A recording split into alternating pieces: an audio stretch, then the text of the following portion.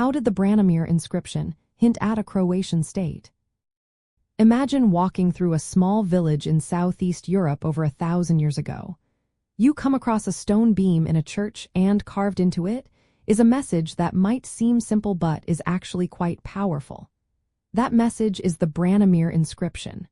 It dates back to the late 8th century, during the time when Duke Branimir ruled the Croatian lands. This inscription is not just a piece of old writing. It is a clue to how the Croats started to see themselves as a distinct people with their own leadership. The inscription reads something like Branimir, Count, Duke of the Croats. This is very important because it is the earliest known record where a ruler is called the Duke of the Croats. Before this, people might have just been called tribes or local leaders.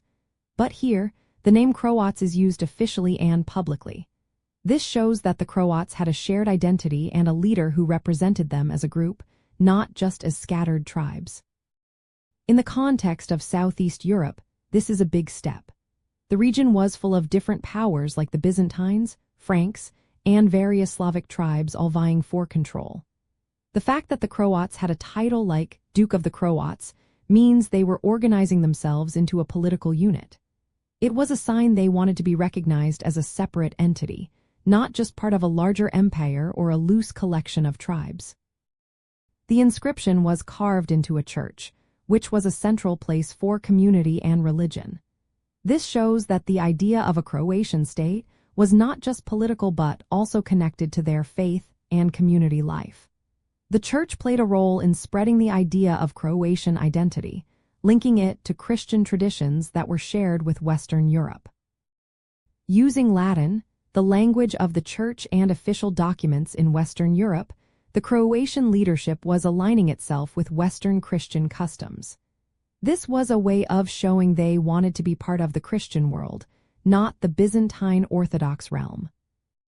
So the Branimir inscription is more than just words on stone. It hints that by the late 8th century, the Croats had a recognized leader, a shared name, and a public presence. These are all signs of a developing state. It shows that the Croats were beginning to form their own political and cultural identity, standing out in a complex region full of competing powers. This inscription is a small but powerful piece of history that helps us understand how a group of people started to see themselves as a nation with its own leadership and future.